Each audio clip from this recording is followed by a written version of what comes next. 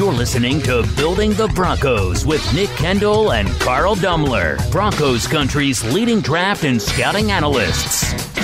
Head on over to milehighhuddle.com to sound off on all things Broncos. Hello there, Broncos country, and it is once again time for another episode of Building the Broncos. I'm your host, Carl Dumler, and with me, as always, my co-host and good friend, Mr. Nick Kendell. Nick, we have a Bronco victory, a Chiefs loss, both of them last minute. What a great weekend for football. Yeah, the Broncos and the Raiders gained ground on the Chiefs and the Chargers. So AFC West up for grabs. It's true. We are technically not out of winning the division right now. Yeah, and I technically could win the lottery. But, yeah, I mean, you know what? This, like we've been saying all year, this team is not as bad as last season's. They're better than their record indicates. And you know what? The Chargers, honestly, I would say Keenan Allen's wrong about the Broncos being bad. But I do think that the Chargers outplayed the Broncos, but it came down to what do we always talk about on here? I mean, not to be cliche and boring, but turnovers, man. So yeah. That was the big thing. All I was thinking there at the end of the game was we cannot lose our streak of games where we win the turnover battle and win games. I just kept thinking, oh my gosh, we're going to have to talk about this on the podcast, that we lost a game where we won the turnover battle. And boom, they pulled it out. I can't believe it. Yep, thank God. You know, the defense, back seven, not playing great. We got pressure, on Rivers. That was good, and the offense did just enough at the end. The run game was solid, and we'll get a little bit more into that game, but it's good to be talking about a win. I view it as a win-win. Sometimes Chad, the editor, host of Mile High Huddle, he told me that sometimes, Eric and I can be a little bit more the pessimists of things, and, he's more of the optimist, where I personally, we talk about on here, I see myself as a realist, but still I try to be on the sunny side. Because if the Broncos would have lost, you know what? They're in line for the 7th overall pick, and there's a lot of talent in this draft. But you know what? The Broncos won, and they're, I don't even know, 13th pick, 12th pick, and the team needed the win. Young players, I mean, you saw them celebrating. You saw almost like a video game glitch where they have that same, I think it was Ryan Konigsberg, that video game glitch where they have that only one generic type of move when they're like, something happens and they both like fist pump at the same time. And that's what it looked like. It was really weird. But yeah, you could see it on the sideline and in the locker room. I mean, they needed that win. It was big for them, man. It was the big first road division win in a long time. Might have been the first one since Peyton Manning, honestly. Like, I can't remember the last road division win. It was the first Bronco win at LA in a long time. So right. Yeah, you know what? Some people are like, oh, this ruins the Broncos plan. Well, you know what? I don't have any time for that. Sorry, guys. It's either way, you got to look at it as positive. These guys getting experience, beating a really good Chargers team on the road, and the young guys stepping up. And hats off to them. They played a game. They did enough to win. So that's what counts. I like it. They finally won a close game too. That's been a big thing. That has, and that definitely is a big morale booster for everybody. Monkey off your back. Definitely. Well, we want to let you know that the Building the Broncos podcast is focused on all things that pertain to your Denver Broncos, especially as it relates to the NFL draft and team building. With Dick and myself being armchair GMs, we'll be bringing you fresh insight and analysis each and every week in every single episode, from scouting the enemy, player value, scheme, and personnel fits, and just every once in a while a little general football-related banter. You can follow myself on Twitter at Carl Dumler MHH, as well as follow Nick at Nick Kendell MHH. And be sure to tweet us any questions or opinions you have, because we live for talking Bronco football. You can also follow the podcast Twitter account at HuddleUpPod. And make sure you check out ours and our co-writers' written content at milehighhuddle.com, a part of 24/7 Sports and an affiliate of the CBS Sports Digital Network. We know your listeners are as football draft and Bronco crazy as we are. So please give us a click and subscribe to us on iTunes as well as Stitcher. And don't forget to share us on Facebook and Twitter. We wouldn't be here today without you listeners, so as a call to action, please take the time and go to iTunes or Spreaker to rate and subscribe to let your voices be heard on how you enjoy our show. Now, before we get going, we first want to say thank you to our great sponsor, Audible. Get a free audiobook download and 30-day free trial at www.audibletrial.com/huddleup. There's over 180,000 titles to choose from for your iPhone, Android, Kindle, or MP3 player. Again, that's www.audibletrial.com/huddleup. Just in time for the Thanksgiving traveling. Well, Nick, let's get into this victory. I can't wait to talk about this. I'm really pumped up, if you can't tell. I mean, I love a Broncos victory. Love seeing the Chiefs lose last night, especially the heartbreak and the way that things went, and seeing Mahomes turn the ball over 5 times. That was kind of fun to see as well. Turnover Mahomes, baby. That's right. He's got, I think he's fumbled the ball 7 times, thrown 10 picks. He is tied for picks with our good old Case Keenum. Yeah, well, he's probably killing him in the touchdown department. Just by a few. Maybe 1 or 2. He'll probably catch it in the next game. Right? I'm sure. But no, let's get into this because there's a lot of great things from this game. Who were some of your stock-up players from this past weekend? Well, for me, I have 2 offensive linemen that I want to touch on, the kind of back forth. I see that you have one as well, but I'm going to go first with Garrett Bowles going up against Joey Bosa and Melvin Ingram. Granted, part of this is Case Keenum doing a good job getting rid of the football, but I thought Garrett Bowles had a solid game. There's still some technical stuff where he's getting beat. He's not, 100% effective. And as an offensive lineman, if you do the right thing 19 times out of 20, that 20th time is going to kill you. So that's pretty much where Garrett Bowles is. But I thought he was phenomenal on the ground game. He's just a mauler in the ground game. And I think he's playing better and better. And I still think there's hope for him at left tackle. A lot of people want to bury him, but it takes time for these guys a lot of times. And there hasn't been really stability at the left guard spot, and the edge rushers in the big AFC West are just, probably one of the toughest divisions to go as a tackle. So I think Garrett Bowles, he had a good game against Joey Bosa and Melvin Ingram, and his arrow is pointing up, as well as Connor McGovern playing at center. I know that you and I have talked about on here before. I always said that I really thought Connor McGovern's best skill set or best position on the offensive line would be center, where he could, work to the second level. And instead of being engulfed by those defensive tackles, he could instead use that power, that explosive ability going forward from the center position. And he showed that. He was whooping guys, especially on the ground game up the middle. And I don't think he's as all around. He's not as all-around good as Matt Paradis. Matt Paradis is one of the top 5, top 10 centers in football. Very consistent, especially in the passing game. But McGovern is bigger. He's a better athlete. He's longer, and he's just so much more explosive and powerful. So that really adds a dynamic to this offensive line in the middle that they haven't had for a while. He's going to have to work on, line checks, calling out the blocking scheme based on the defensive front, blitzes, everything like that. And, center is a little bit different, the exchange, et cetera, et cetera. But I'm really excited about McGovern, seeing what he can do at center going forward. And that might change what the Broncos do this offseason as far as the center position and Matt Paradis. So worth watching.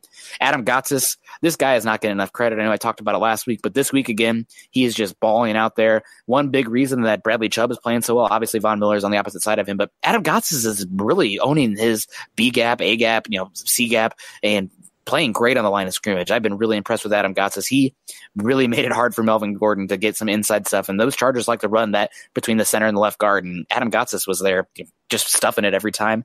And finally, Cortland Sutton, he didn't have the huge volume of targets and et cetera, but man, he was out there. He was getting open against a pretty darn good secondary, and he made that huge play when it counted, and I'm really excited to see more of him going forward. I think he has a chance to be just a really darn good player for this team. I'm not sure he's going to be a wide receiver 1 in this league yet. It's still too early to say that, but he's got some dynamic tools and that yak ability. What did he ran like a 4.55, something like that. You don't really think about him as a burner, but that stride length, man, when he gets in the open field, he can cover ground. So those are my standouts. I know we normally do 4. I kind of cheated there getting Garrett Bowles and Connor McGovern, but you know what? It's a Bronco win, so I'm going to say it 4. is. I know. You got to talk about the good. And yeah, I'm with you there on all 3 of those guys. Cortland Sutton, I thought one of the best things I saw from him was there at the end of the game with that catch.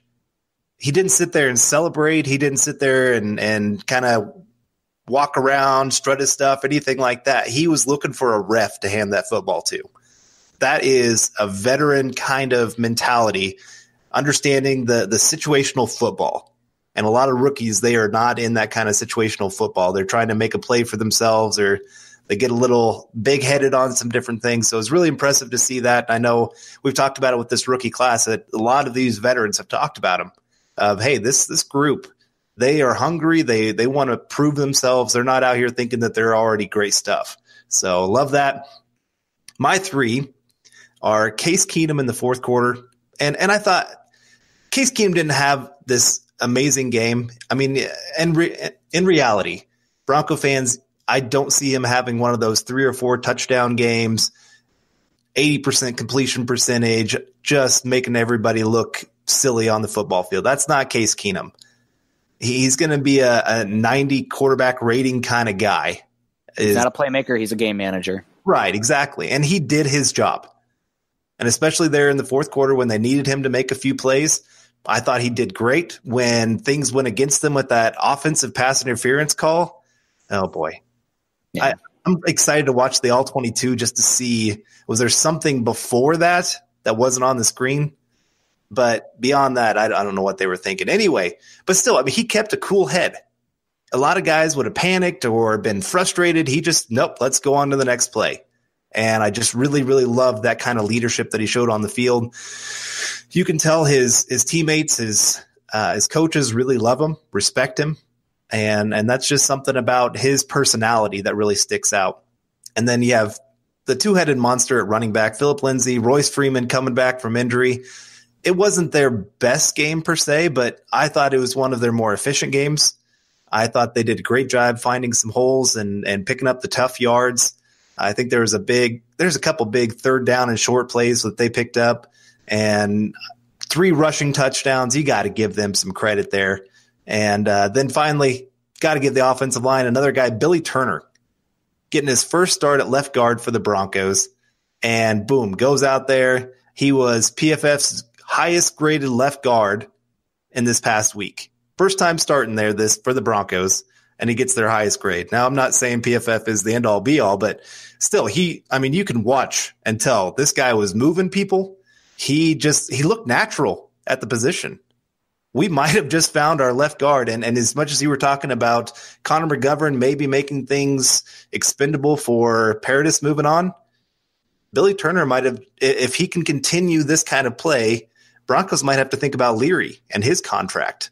Well, Turner's a free agent at the end of the year also. Well, I know, but I'm just saying, who would you rather sign? Keep the left guard who's been on IR the last 2 years, or sign a younger guy that's showing a lot of high upside? Again, this is one game, so let's not get too over the top. But if he continues to show this kind of production, would you rather see that money maybe turn over than to Turner? Oh, I don't disagree at all. It was worth mentioning he's going to be a free agent. Also, worth pointing out as well, you know what position Turner played in college? I don't remember. He was a tackle. You know what position Connor McGovern played at college? Tackle. There you go.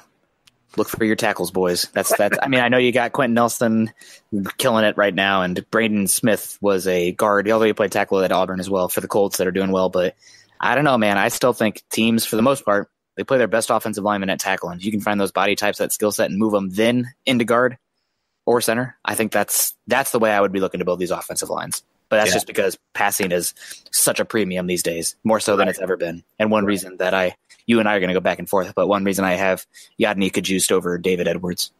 All right. Well, I haven't really watched either of them a ton. Okay. So, I mean, that opinion could change with more time. There was a couple plays with Kajus that I watched that it was just, nothing that really jumped off the page to me. For sure. I mean, I get that. Watch more. Let's move on to our stock down here. They're as great as a game as it was, beating a tough team on the road. I mean, it wasn't just a divisional game, but this was a team that was really trending up, 6-game win streak. Broncos go in there and win, but there were some things that were not great. I'll start with my list. And this first one, I know I'm going to catch a lot of flack for this one. Chris Harris. And I know he had the big interception, but it was far from being his best game. Broncos left him out on an island, and Phillip Rivers really picked on him quite a bit throughout the game. Keenan Allen, honestly, is the one who picked on him. Well, yeah. and I think that's just showing the greatness of Keenan Allen. Especially you have a great route runner against a technician, and it's still the route runner won. That was our number one key matchup last week. Yeah. And I would say Keenan Allen got the best of Chris Harris more than Harris got the best of Keenan Allen. Absolutely. I don't disagree at all. So I know the big interception, and that was great. He made a play when we absolutely needed him to. But it's still there was it makes me a little nervous about maybe a matchup we're going to talk about this week. Yeah. Yeah. And second on my list here, Justin Simmons. Again, what is he doing sometimes? He's just so out of position. He looks so out of sorts. Looks like he just doesn't have a clue what he's doing out there. Yeah, I saw Ray Crockett. Did you see Ray Crockett's tweet? I believe it was Ray Crockett. He talked about Justin Simmons, how it's frustrating because he's not playing at all with his eyes right now. And he's just kind of, instead of playing the ball and whatnot, he's just getting the receiver and he does not know when the ball is coming. And that's totally just getting him just enough out of position to make a difference in this league. Okay. Well, hopefully it gets better because it's pretty tough matchups again. Yeah. And then Sua Cravens. I thought he did well in the run game, but pass game, he was a step behind almost every single time. And that's just a little bit of rust getting knocked off for him, I hope. But it has to be a little bit of concern when this was the guy that the Broncos were really hoping could be that guy that can match up one-on-one with running backs, tight ends, and be that we can just trust that he's going to do his job kind of guy. And so far, I would say it's been a pretty mixed bag with him since he's been back. The one thing I do want to give him credit for is that before he came back, the Broncos were one of the worst teams in the NFL as far as run defense in nickel or any sort of sub package.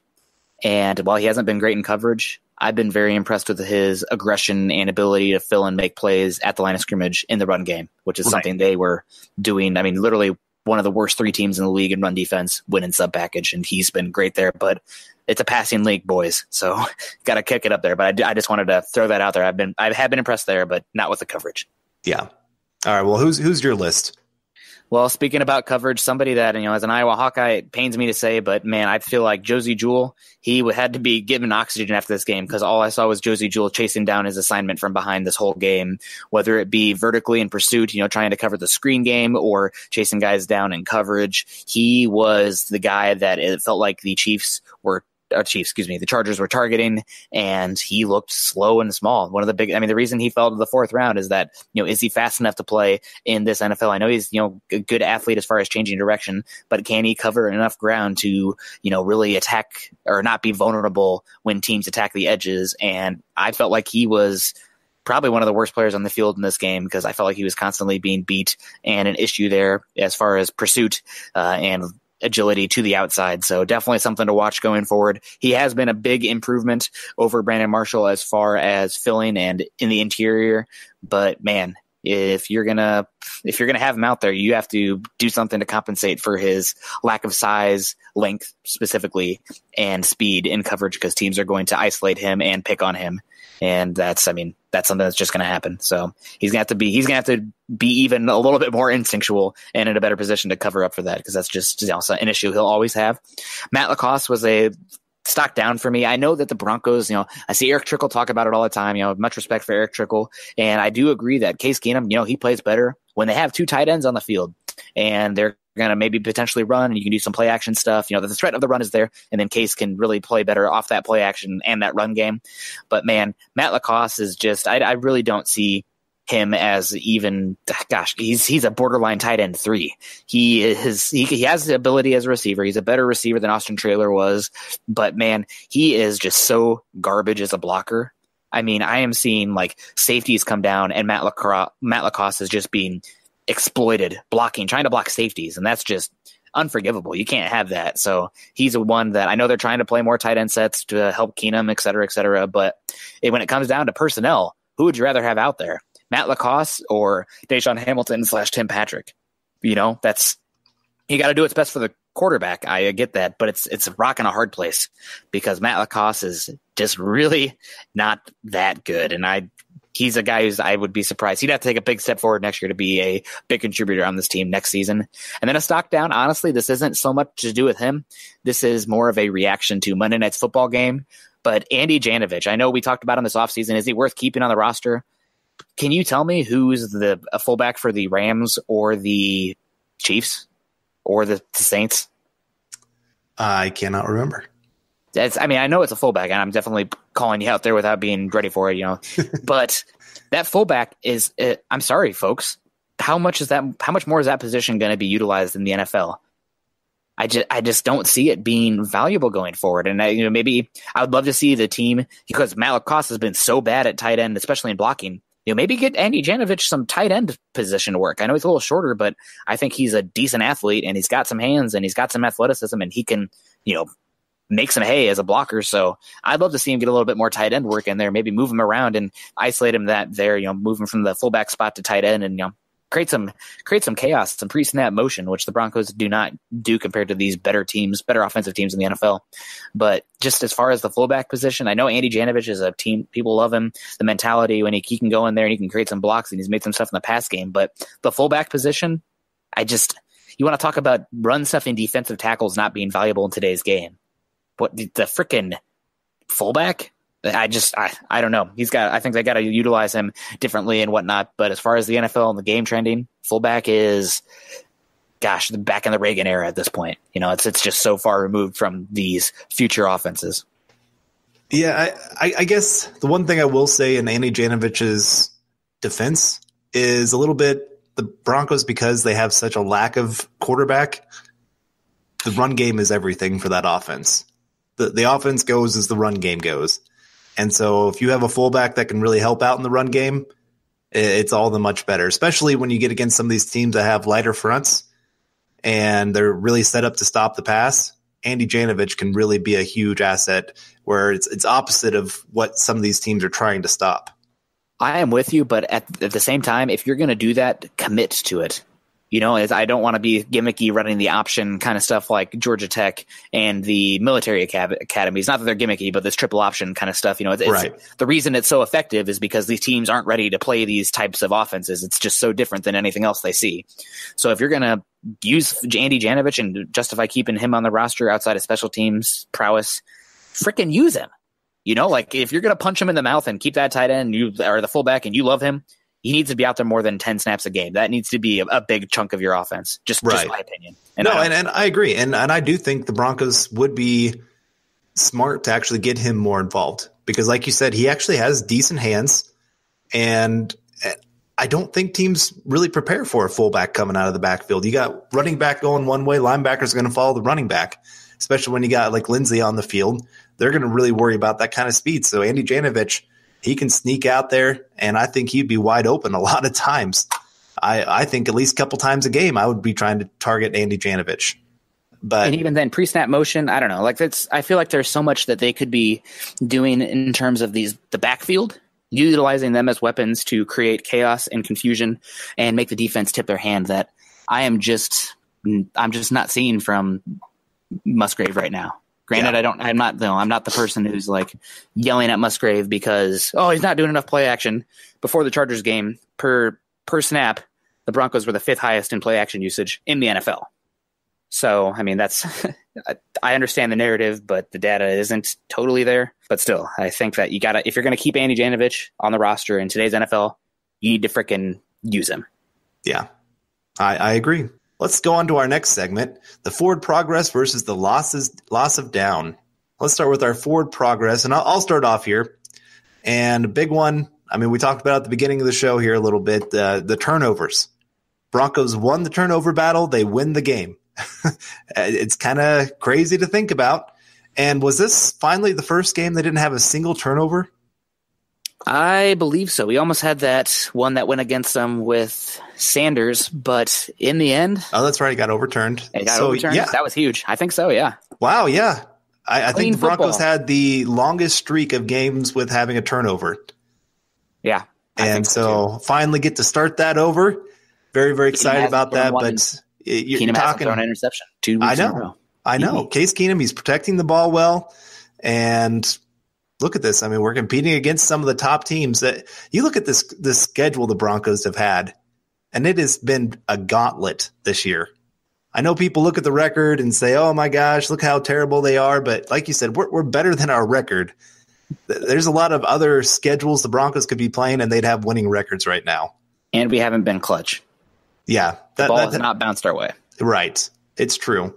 But no, I have to give to the team. They forced turnovers and big players stepped up in big moments.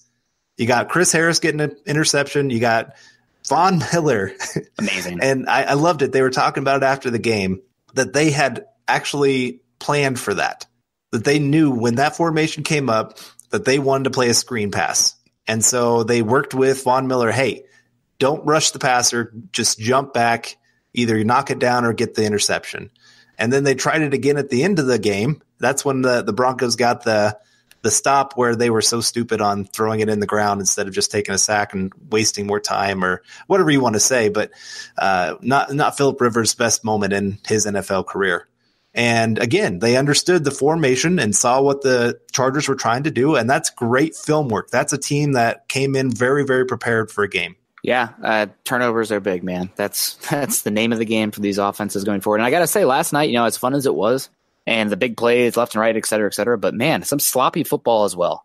Let's be real. I got to say, the Saints, they're a team that they're putting up this offensive production, but you know what else they're doing? They're protecting the football. Yep. So, man, my preseason pick of the Saints winning the Super Bowl, I'm looking pretty damn smart right now. I mean, there's a lot of luck to that. Who knows? But that's big. Yeah. And then on the Broncos here, we hyped them up a lot coming into this game, but they did, outside of a couple run plays, et cetera, there are pass plays. I thought they did a really good job holding Melvin Gordon to just a really low game. He's been one of the best running backs this season, but they did not let him get into space, break through that level. And I was pretty darn impressed with the Broncos' ability in run defense this week. It starts with obviously the defensive line. Pecco, Gotsis, Wolf have been really, really good in run defense this year. The linebackers, I think we've seen a big tick up from run defense when we've seen Josie Jewell in there instead of Brandon Marshall. The edges are doing a good job there. And again, Todd Davis, man, he is, if you're trying to run it between the tackles, Todd Davis is one of the best linebackers right now in football, in my opinion, at going up there, shedding the block. A lot of times he does it with speed too. He kind of sidesteps that blocker before they get there because he's not the biggest guy. He plays big, but he's not the biggest guy. And he's getting in there and making them play at the line of scrimmage in the hole. So Broncos run defense, especially inside the tackle box, has been pretty darn good this year, and just another case this year slowing down Melvin Gordon. All right. What's your loss of down that the Broncos really need to work on here this week? My loss of down is third down defense. My goodness. Phillip Rivers was absolutely eating the Broncos alive on third down. I mean, you don't get to 400 yards passing with the run offense being as bad as it was without doing some stuff on third down, but it felt like Phillip Rivers was converting 90% of third downs, and it was like 3rd and 11, 3rd and 6. It wasn't this constant, 3rd and 1 stuff where is it going to be a run? Is it going to be a pass? We don't know, so we can't really, pin our ears back. No, it was like 3rd and long a fair amount, and Phillip Rivers just kept getting it off and making plays.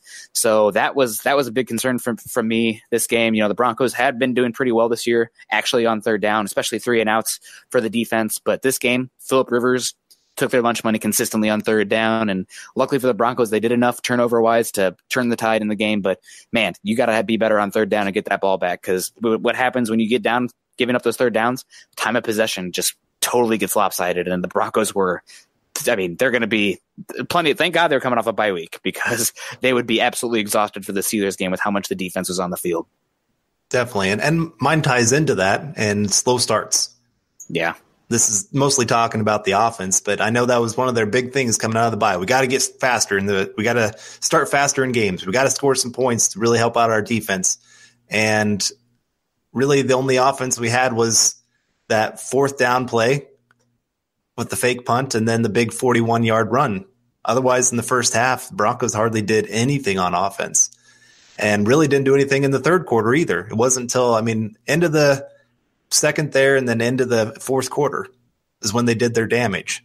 And they got to figure out some better ways to scheme things open and get guys going. And I don't know what they got to do, but there's a lot of things they got to figure out on that offensive side to get everybody grooving, get in a rhythm, and just make defenses have to scheme against us instead of us scheming against them, I guess is maybe one of the ways to put it. Man, tell that to the Iowa Hawkeyes, man. I feel like every week they try to play to their team, the opponent. So you got to play your game. Do what you do well, and I obviously adjust whatever to their weaknesses, but don't make them change who you are. So I totally agree with you. Well, it was a lot of fun, but you know what makes watching football even more fun? When you got stakes on the game. Guys, you've heard me talking about this for weeks now, and some of you are still on the sidelines. Whether you're an expert or a rookie, you should be betting at MyBookie. If you're the kind of guy that likes to bet a little but win a lot, like playing the numbers on roulette, you can create a big parlay. Pick 3 teams to win, and if you hit all 3, you can turn $100 into $600. There's so much to bet on. Hockey, basketball, primetime fights, esports, and, man, college football. We're up to the last week, the regular season game of the year of college football now. But MyBookie is the one bet I know you'll be happy with all year. I recommend these guys because I really do trust them. MyBookie has been in business for years. They've got great online reviews, and their mobile site is easy to use. If you're on the sidelines, now is the time to get in the game. MyBookie will still match your first deposit dollar for dollar, but you got to join now because they're going to be pulling that offer really soon. Log on to MyBookie right now and double your money. Use promo code Broncos100, and you'll get your first deposit matched 100%. That's promo code Broncos100. You play, You win, and you get paid. All right, well, moving on here, I got to thank Carl for getting this outline together this week. I actually am back home at my parents' house, and I went back and talked to the youths of the Quad Cities about how great it is to work in science. And so I didn't have the time that I normally have to work on this outline. So thank you for that, Carl. Yeah, no problem. But looking here, this is the part that I normally get. So I'm scrolling past the player 1, 2, and 3. What are you doing, Carl? What is this? I'm sorry. I'm just kidding. But yeah, no, the Pittsburgh Steelers, the opponents this week. And man, a team that I don't know if you caught much of that Jags Steelers game last week, but talk about ugly football. But in the end, everything works out the way it's supposed to. Oh, yeah. I think the longest pass that Jacksonville completed was off a tipped pass. Oh, yeah. Yep. It was off. Their own guy missed it, though. It was like not a bad pass, but their own receiver like batted it in the air. Right. But I mean, it was that was a terrible game to watch. I watched it today and I'm just sitting there going, oh my gosh, really? Jacksonville, if you had any kind of passing game, that game would have been over a long time ago. But that said, I went into that game and I was like, I don't know if I'd give up a first-round pick for Jalen Ramsey. And after that game, I'd be like, take my first-round pick for Jalen Ramsey. Dude, take my money now. Oh, my God. Yeah, I mean, there's some locker room questions there because he's got a lot to say, and he likes being that big personality, I'm pretty sure. But he's a cornerback, so that can happen. And, we've had big personalities in Denver before, so if they're picking out of the top 10 and, you're not really loving the quarterbacks, I would be. I mean, he's only 24 years old. We talked about Patrick Peterson last time. He's 29 and a bigger contract. Jalen Ramsey, though, you get him for another 7-8 years. So I'd be considering that. But anyway, back to the Steelers. Jalen Ramsey had an incredible game. He did. He really did. So go ahead. Sorry. Oh, yeah. No, you're good. Looking at this roster, we talked about how the Chargers were a very, very balanced team on both sides of the ball. I think, again, the Broncos are running into a team that is very, very balanced on both sides of the ball. Of course, you got to start with the quarterback, Big Ben, and he's having an okay year.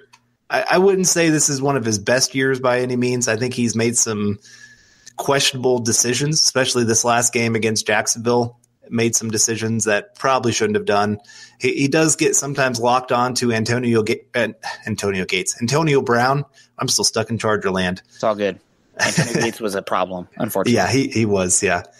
But no, Antonio Brown, he sometimes gets locked in on him and threw into some double coverage a few different times. But looking at the rest of the roster, I mean, you got Juju Smith-Schuster, who actually, this is a weird stat, but he has more catches and more yards this year than Antonio Brown. Who would have ever thought that would happen to the to the Steelers? I'm going to get there. It's Thanksgiving week. You got turkey on the brain. I do. Those triglycerides, you're preemptively ready for them. That's right.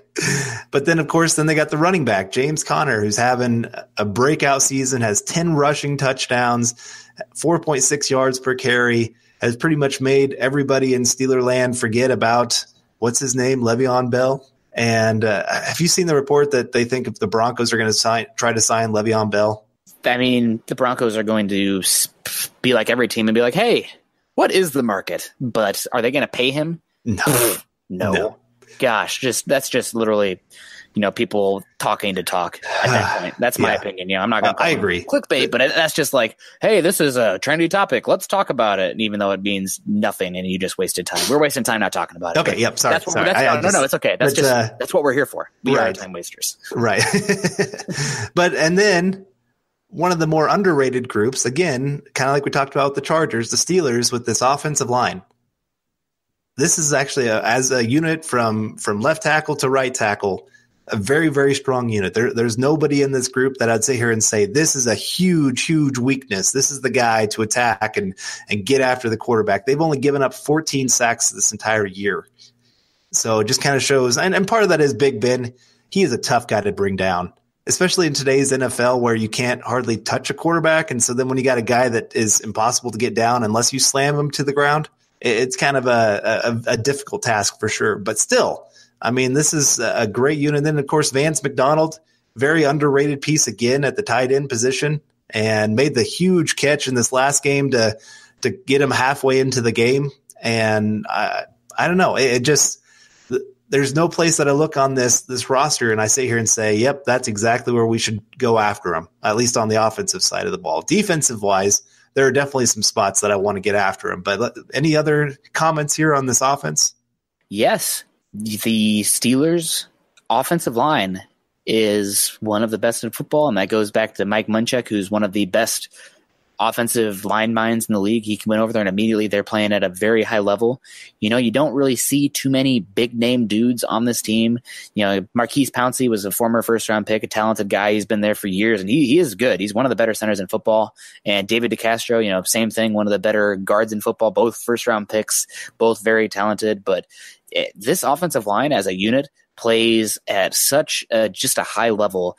And Anjeho Villanueva, I can't pronounce his first name, I'm sorry. I know a former Army guy, and he plays left tackle at a very high level. Not the biggest guy, but just so technical. He's got a variety of moves, and I just love his play. So balanced, and he's not overpowering. He's not a huge physical specimen, but he's always just in control. So a lot of fun to watch. And then Ramon Foster, also a guy who is a free agent, but just a behemoth and can move pretty well. And Marcus Gilbert playing pretty well as well at right tackle. So this offensive line as a whole is playing some of the best football. They're not the New Orleans Saints, who's the best offensive line in football right now.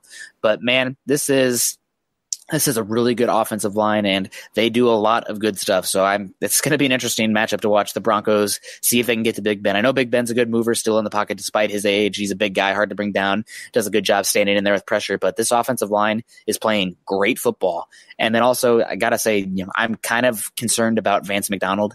If the Broncos are going to go again this week and have issues with tight ends, with Cravens, Simmons, and Jewell really struggling in pass coverage against tight ends, Vance McDonald is probably twice the athlete is that Antonio Gates is at this point. And Antonio Gates and Virgil Green just beat those guys up. Granted, Phillip Rivers is one of the best quarterbacks throwing to the tight ends in the NFL. He loves those guys, but still, I'm really concerned about Vance McDonald. He did have some cases of dropsies when he played for San Francisco, but he is a great athlete and he can be a threat horizontally, vertically up the seam, and after the catch. So I'm a little bit concerned about Vance McDonald this week. I am too, very much so. Yeah. But switching over to the defensive side of the ball, this is a pretty darn good front seven here, I would have to say. Javon Hargrave has probably been one of the best interior guys over the last 3 or 4 weeks. What a pick. They got him a steal. Mm-hmm. I love that guy. Oh, I wanted him. And he is a perfect a little tangent here just because this is building the Broncos, but he is a perfect example of how the game is changing.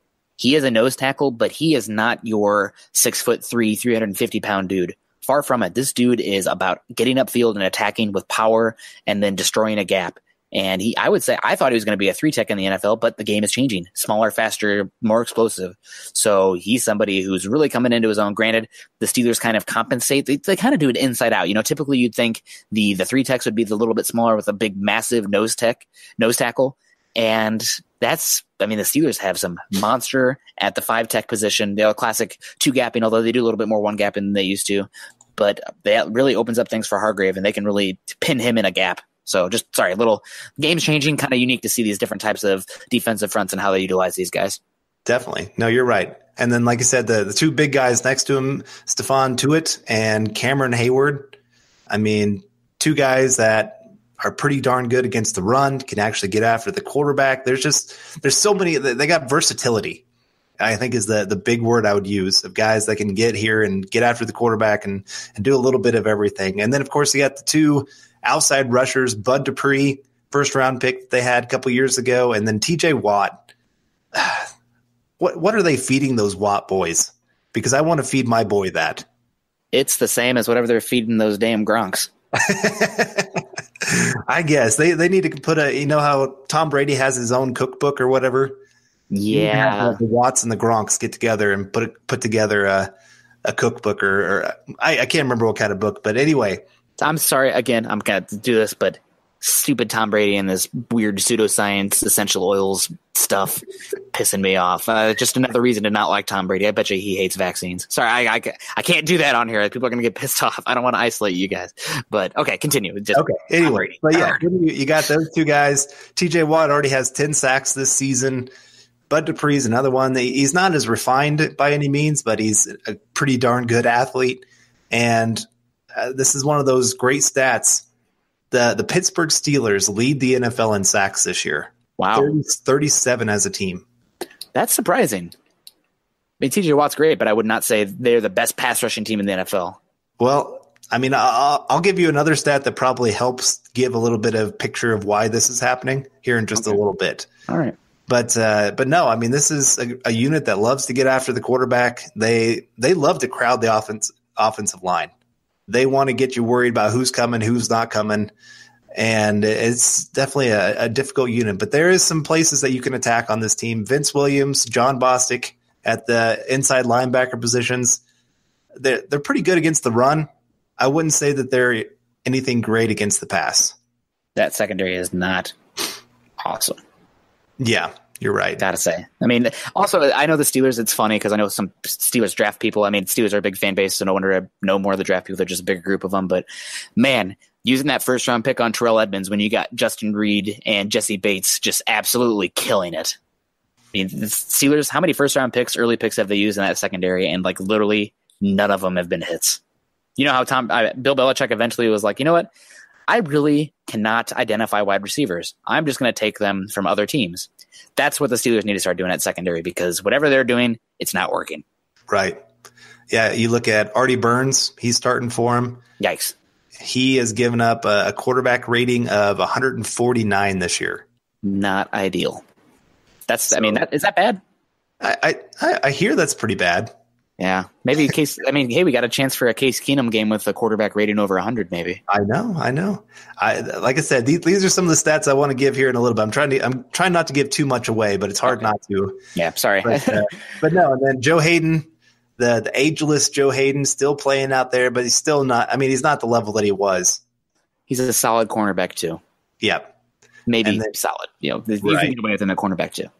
Then safety position, you got Sean Davis, Morgan Burnett, Terrell Edmunds.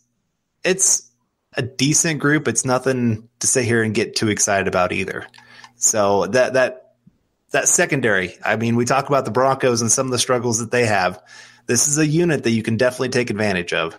Yeah, I totally agree. And especially with you're talking about, well, we'll get to that in a bit, but with their ability to, or their desire to crowd the line of scrimmage, you have some chances for some explosive plays. And as much as a hard time we give with Case Keenum, the Broncos have been pretty good with explosive plays this year on offense. So we'll get to that here. But yeah, I totally going to reiterate what you said. This is a good front seven, but the back, the defensive backs is not great. And they really miss Ryan Shazier's speed. It's totally, peace up to him, prayers, everything like that. But man, totally different team when you lose that type of athlete and speed at that level. I completely agree. He was so big in the middle of that defense. He allowed them to do other things that other teams couldn't do. And one of the best athletes at the position. Oh yeah, definitely. I mean, he was top 5 for his position and both run support and pass support. And man, that was a huge blow for them. And they haven't found anybody to even come close to what he was doing on the field. This is before, you and I were talking football 24/7 on Facebook and Twitter and doing this stuff. But man, that draft class, that is the dude I wanted. I know we got Bradley Roby, and I was okay with the pick there because I really didn't want Denard, who ended up being a pretty big bust, honestly, for the Bengals. But Bengals, yep. Ryan Shazier, oh man, I wanted him so bad, and I know the Broncos had a desire for him as well, based on what I've been heard. I mean, who knows? Half of it's BS half the time, but still, it sounded like they really liked him, and it's just. I know I'm not a Steelers fan by any means, when they come to Denver and their stupid fan base, the terrible towels, et cetera, et cetera.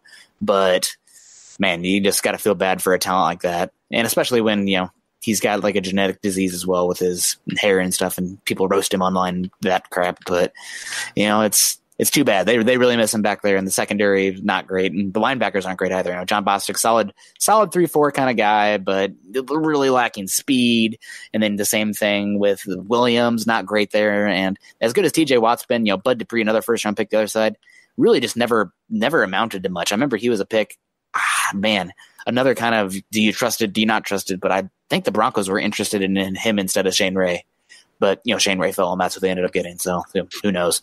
But yeah, it's an interesting defense. I like this. I really like the defensive front, but the back seven, especially, man, I think there's going to be a chance for some big plays, and especially the run game as well. If you can get past that first level with how they crowd it, look out. Phillip Lindsay is a slasher, and he's going to have a chance to break off some up that middle.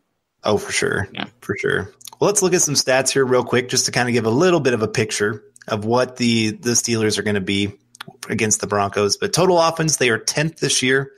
Total passing, they're 4th. And this is one that kind of shocked me with how much everybody's been talking about James Conner. But total rushing, they're 26th in the NFL. Wow. And then you have points per game, they're 4th at 29.9. And another big stat that people need to kind of pay attention to here, turnover differential, they are 21st at -3. So they definitely turn the football over, and they're not very good at turning the football over. That's another thing to kind of play into this. They're great at getting after the quarterback, but their secondary doesn't really take advantage of that. And then 14th in quarterback rating. Again, that's just showing Big Ben has been kind of giving the ball away a little bit. And that was mostly earlier in the year. He's been a little bit better until this last game. And then 3rd in sacks given up at only 14. 18th in yards per carry so far this year. Defensively, 6th in total yards given up. 7th in pass yards allowed. 9th in rush yards allowed, and 10th in points allowed at 22.5. So, again, this is a pretty well-rounded team. 7th and 3rd down defense. They do pretty well in a lot of the areas that you're looking for as a defense and an offense of being able to produce on the field. And another big thing that's going to play into this one, since their bye week, the Steelers have blitzed more than any other team in the league at 55.2%. So that was the stat I was telling you earlier of those 37 sacks. I think a lot of it plays into they love to get after the quarterback. So it's kind of a swing for the fences more times than a lot of other teams are willing to take on. Go big or go home. Pretty much. So they are daring you to hit them over the top. I would love to see some of those quick slants that really negate the pass or the blitz. Because you got some guys, like you said, Cortland Sutton, run yards after the catch. Emmanuel Sanders, again, another guy that's yards after the catch. Swing out Phillip Lindsay coming out of the backfield. Boom. I mean, there's some big plays that can really happen in this game. I am going to say I'm interested also with the outlet. A guy that they really like to use that kind of stuff is, especially Keenum, Hireman. He loves to hit Hireman, especially when he's under pressure. So that'll be, if you daily fantasy players out there, Hireman didn't have a great game this past week. Granted, Derwin James, what can you do there? But I think Hireman has a chance to maybe make some noise this week. He's been playing better, and the Steelers secondary and linebackers, not great. So if Keenum's getting pressured, I think Hireman's got a chance to really see some targets. That is for sure. And another big stat to kind of keep an eye on that gives a little bit of picture of this team. James Conner has the 3rd most targets on the team, only behind Antonio Brown and Juju Smith-Schuster with 60 targets. I did it. Yeah, I got it. And but he has 45 catches for 411 yards. So they love Conner coming out of the backfield. This is, we're going to get into key matchups here in just a second, but you can bet that's going to be one of the big key matches for the Broncos this season. Or this game. I believe it. Honestly, I was, again, watching a couple of these Steelers games beforehand because we like to have an idea of what's going on. But specifically this Jags game last week, I thought Conner, there was a couple plays where threw it to him in the red zone and he just hit off his helmet or 3rd down and he just not getting his hands up. So I know that, he's filling in pretty well for Le'Veon Bell. And again, pennies on the dollar, huge part of it. So that's, that's probably the biggest part of it, to be honest. But honestly, Conner left me really wanting as far as his receiving ability. So just something to watch there. It's not like he's terrible, but he's not Bell. That is for sure. They miss him more than they're letting on. I would say James Conner, like you said, he's been pennies on the dollar. If you're comparing what kind of contract Bell would have got compared to Conner is miles ahead in value.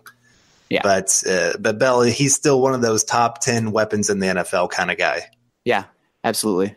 I'm a big fan of Bell, but I think he's kind of also been a dummy. So he likes to talk and do stupid things off the field. Yeah, that's a big part of it too. All right, well, let's go on to our key matchups. And we've kind of talked about a lot of these already on some different things, but the Broncos offensive line versus the front seven of Pittsburgh. the last week, Broncos gave up 0 sacks and I think only 2 quarterback hits. Now, some of that was Case Keenum. Again, this is just part of what made that game such a better game than what the stats really showed for him. But he played very smart. He showed very good pocket presence. He understood exactly where certain players were at different times when he was getting taken to the ground. Oh, I got my tight end who was staying in here to block. I can throw it at his feet.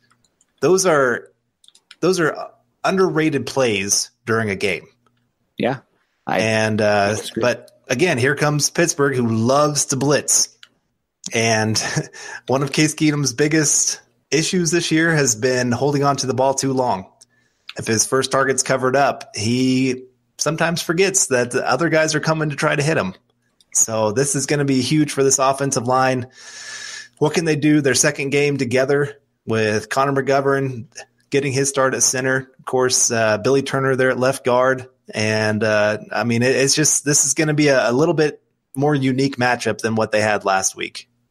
Yeah, it's different. They're a different team. More explosive offense for sure is probably the biggest thing to look out for. But I'm feeling decently confident, honestly. I feel like the Steelers team, they barely went on the road and beat the Chargers or the Jags. And I think the Broncos have some confidence. So we will see. I think it's a closer game than people give credit. I think the Steelers are not as good as their record, and I think the Broncos are better than their record. So it will be fun to watch. Oh, man. Yeah, look out. Well, key matchup number 2, Harris and Roby, if Roby's healthy. We're not sure on the concussion stuff yet, versus Juju Smith-Schuster and Antonio Brown. Now, I do think the Broncos are going to have a little bit of safety help over the top. I mean, you have to. You can't just leave these guys on an island all game long against those two because they'll get burned. As good as Harris is, and I thought Roby had one of his best games of the season last week before his injury, of course. But, you still can't leave these guys on an island. But they're still going to have some times where they're going to have to really match up and allow the Broncos to either bring a blitz or do some extra special things on the field. And, this is one of those I don't know how this is going to go. Chris Harris, what was it? 2015 season? This was his one really, really bad game. Yes, he got beat up on. I think Brock Osweiler was playing. This Broncos still had a chance. I remember it was Emmanuel Sanders' homecoming game too, and he had a great game. But yeah, I think that was Chris Harris Jr.'s one of the worst games I remember him having in his career. So this is again Antonio Brown. Honestly, if I'm going to sit here and say who's the best route runner in football, it's Antonio Brown. This guy does some things that just are so unique. He understands how to use different speeds at different times on the field. He understands how to set up a cornerback to really get them twisted and turned around. He does things that other receivers don't even think about. He's in a whole nother stratosphere when it comes to intelligence on the field. And I think that's one of the things that just really he's not Julio Jones when it comes to athleticism and size and things like that. But I think this is what kind of brings that equalizer back into things between Julio Jones and Antonio Brown for some of those top receiver kind of conversations. And I love watching this guy. I mean, I'm jealous that the Steelers have him for sure. I honestly this was probably a lot to do with personality, but I think you would be very hard pressed to dislike Juju Smith-Schuster. That dude just seems like an absolute ball. You see he went trick-or-treating, dressed up as himself in his neighborhood, and took some kids with him? I did. Man. He fell to the second round. I think he was 19 years old, one of the youngest persons in the last decade to catch a touchdown. And I understand that he wasn't the most explosive guy, but when you have that ability to get those balls in those contested situations and create separation in the air with that length that he has, and a quarterback who has the ability to throw those kind of balls, not a guy who has to have a wide open window to hit those throws, although that's becoming a bigger and bigger part of these offenses in the NFL with the way these teams are scheming. But still, Juju Smith-Schuster, perfect fit for them and really good guy as well. So I just had to call him out as well. I know you're more of the Antonio Brown technical savant type, but I really like Juju as well. I do too. I mean, they're a great pairing together. Like you said, if you need a guy that's going to go up and catch a pass in the middle of traffic, make a catch on the sideline, there was a couple plays there in that last game against the Jaguars. Oh my gosh, I don't know how he caught it. He's got that Sutton ability. where he can go up and make some wow plays, Dun-dun-dun, dun-dun-dun. Top 10. Yeah, he's who I'm hoping Cortland Sutton turns into. Yeah. Yeah, I mean, I don't disagree. Both early second round picks too. I think Sutton's got a little bit bigger frame, so he's got a little bit more red zone potential. But yeah, I could see that type of player. You got to get that compliment to him too. And I think Sanders is a really good compliment to Sutton. So I'm excited about this. I think you can roll with those two next year and with whatever happens to the draft. But I'd be fine with Tim Patrick and the Deshaun Hamilton battling for number 3 as well. All right, well, let's move on to our next one here because we could talk about all these for days. Yeah, we're already, gosh dang it. Let me see what our time's at right now. Sorry, folks. We got to do this kind of stuff just to keep us on track. We're at 57 minutes. So whoa, okay. Let's do it. All right. Next one, Marshall, Cravens, Davis, Jewell, just because I don't know if Marshall's going to be able to play. We'll kind of see how the Broncos decide to do some of these matchups. But James Conner, and Vance McDonald, 88 catches between the two of them. These guys, because Juju and Brown get so much one-on-one attention or so much attention on the outside where they're going to pull safeties and things like that, this is one of those games. These guys have to absolutely step up. Sua Cravens, he's got to be the guy the Broncos brought him in to be. Josie Jewell, might not see that this year, though. I know, but they need him this game to be that. Yeah. Because this is going to be a big one where they're going to, like I said, they're going to leave him a lot in one-on-one. And these are not guys to mess up on for sure. So I don't know. This is, to me, I almost have this as my key to the game. If they can limit Brown or limit Conner and McDonald, I mean, they're not going to completely shut them down, but limit them. I think the Broncos really, really stand a good chance in this game. Yeah, I think that as well. I think turnovers, obviously, but also limiting the big play. The pass defense did not do a good job of that last week, so got to limit those explosive plays. Broncos defense has not been very good at that this year. Granted, it feels like half of those came from the Jets game, and when they played the Rams and the Chiefs, two of the most explosive offenses in the NFL history, they played good. So what do you know? The bipolar nature of the Broncos defense this season. But yeah, no, moving on, the last one here, just because we got to keep it going. Sutton and Sanders versus Burns and Hayden. And I'll even throw in Hireman versus the linebackers there. I think the Broncos' pass weapons are really going to have a chance this week. And I would love to see, we've talked about already, top 5 in terms of play action per game. But that's something I'd love the Broncos to do. Just, if you're dropping back, do play action. Screw it. I mean, how many times did the Rams actually run the ball yesterday? But they were still doing play action. Play action success is not, there's no relationship or correlation to running game success, which is mind-baffling. I remember we recorded a podcast once and said that, and then I remember seeing a huge article on that like the next for some reason the podcast didn't record, and I remember seeing a whole article the next day showing the statistics that there's no correlation between running success and play action success. So had to throw that out there. Totally change your mind there. Crazy stuff that you wouldn't expect to see, but I'd love to see that, and pick on these secondaries. These Broncos are going to have a chance for some big plays and flip the field and get some explosive offense. I know Case Keenum doesn't have a big arm, but that doesn't mean the Broncos pass game can't be explosive. So I would love to see that, and they got the weapons to do it. All right, well, we're about to get out of here. But before we do, let us tell you why you need to become a Mile High Huddle VIP subscriber. Mile High Huddle's approach to covering the Broncos isn't just about reporting the news, although we do pride ourselves on being able to relay you all the breaking news on the Broncos as it's happening in real time. But what we like to focus on is breaking down the Broncos from an in-depth perspective. All 22 film reviews, X's and O's, deep dives on player evaluations, and the NFL draft analysis, the 2019 class coming up. We save our best and most in-depth content for our premium members, the VIP subscribers. So become a Mile High Huddle VIP and get access to 100% of our written analysis and VIP insider forums. Just click on the green banner at the top of the website, click on the monthly or annual option, and you'll be locked in. From there, you get access to everything we produce, which includes any insider information we pick up along the way. We work hard to bring you the best Broncos coverage and analysis on the web, so we ask you for your support by becoming a VIP subscriber. Pull the trigger, and you have my word, you will not be disappointed.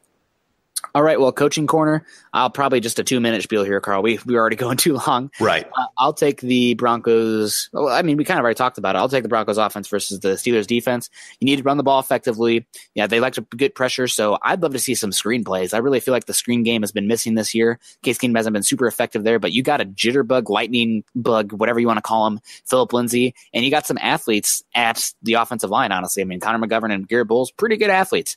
So if they're going to blitz, audible out of that sucker and call a tight end screen, a running back screen, a wide receiver screen, and pick on that, and then take your shots down the field. You got to protect the football, but also you got to balance that with the need to get chunk plays. It's really hard in the league to go 12 plays, 5 yard, 5 yard, 5 yard, 5 yard, and find the end zone. Chunk plays are huge, and this Pittsburgh secondary is very vulnerable to it. So explosive pass game and take advantage of this blitzing team. And if you're going to do that, I think be ready to see it, know when it's coming and call that audible and get to that screen game when needed. I like it. Well, on defense for the Broncos, honestly, I'm going to play a lot of cover 2 in this one. Just like you said, we don't want to give up the big play, and they got some big play receivers on this team. But I think it goes beyond that. And just watching the Jaguars and how they played them, the Steelers are looking to go deep. They want the big play. And so you can actually rattle Big Ben by the fact of him having to kind of double clutch the football, making him have to hold on just that extra second. And then he kind of a little bit panics in the pocket. He does pretty good, but he's still that's when you can force him into some bad turnovers. And there was a couple plays, especially Antonio Brown, I think, was running a corner route, and they had safety help over the top, and he still tried to fit it in there. And you can force him into those kind of stupid mistakes. And then you're going to play pretty, I would say, press man coverage across the board. Again, you're trying to give your pass rushers a chance to get home. I'm not going to blitz a whole lot in this game. I'm going to plan my blitzes out, but it's just not going to be a very, very consistent part of what I'm trying to do here to Big Ben. And I'm trying to make him have to hold on to the football, and then I'm going to trust my pass rushers to get home. I think that's going to be one of the best ways to play this game. And they don't run the football as much as you would think. As much as the Steelers in the past have always been known as this great run, ground and pound, we're going to run over you every single game kind of team, they're not really that as much as they used to be. And they really rely on Big Ben to kind of produce that offense. And so, again, I'm trusting my guys to hold up in the run game and just have to kind of see. We're going to dare them to have to try to pretty much have to dare them to beat us with the run game, I guess. I think that's the way to do it. And they got a good offensive line, so they do have the ability to do that. So we'll see. It'll be a fun game, but I think I'm curious to see how the Vegas line changes, but I think the Broncos really do got a chance in this. So, but teasing that, I'm going to make you go first. Prediction time. Well, I do know Vegas before this last Sunday's game had the game at like -6 in favor of the Steelers. After the Broncos beat the Chargers, it moved down to -3. I'm definitely taking the Broncos on that spread. Are you? Wow. You said the Broncos are favored? No. By 3? Okay. No, the Steelers are favored by 3. I think I'm going to go with the Broncos there. I'll take the points. All right. Well, I'm going to have the Broncos actually. Am I going to say it? Or am I going to get too hyped by last week's game? I am. Broncos 27, Steelers 24. Man, pretty close game. Good prediction. I just looked it up. Steelers are 3.5 favorites right now as we head into this game, recording it on Tuesday, so that'll change. But we are recording it a day early because Thanksgiving's coming up. We got stuff to do. Sorry, guys. But I'm going to go with the Steelers winning this one 24-23, but that means the Broncos cover the spread. So, it's going to be a close game. I think it's going to come down to the last possession. So it'll be a fun one. Yeah. All right, well, that's good. Oops, sorry, go ahead. Oh, I'm excited for it, man. Yeah, Broncos defense, getting some swagger back. It's good. They really needed that win, and I'm curious to see if that kind of just has a domino effect for the rest of the season and how this team plays. All right, well, that's going to wrap up this week's episode of Building the Broncos. You can find Carl on Twitter at Carl Dumler MHH and myself at Nick Kendell MHH. Also, make sure you head on over to Mile High Huddle, an affiliate of 24/7 Sports and CBS Sports Digital, to find ours and our co-writers' articles and all things pertaining to your Denver Broncos. Head on over to iTunes and leave us a 5-star rating and comment. Your support can help us continue to bring you our Denver Bronco deep dives. We aren't just here to bring you the news, but an in-depth analysis each week from team building, game planning, and 365 days of covering the Denver Broncos. You can follow the Building the Broncos podcast and all our other great audio content by subscribing to the Huddle Up podcast on iTunes and for Android users Stitcher, as well as check us out on YouTube. You can follow us on Twitter at Mile High Huddle and at BTB Football Pod. Again, please be sure to subscribe and rate us and reach out to us as we love interacting with Bronco fans. For Carl Dumler, I'm Nick Kendell, wrapping up another episode of Building the Broncos podcast. We hope you enjoyed it. We will see you next week. Go Broncos. You've been listening to Building the Broncos. Join Broncos Country's deep divers at milehighhuddle.com to keep the conversation going.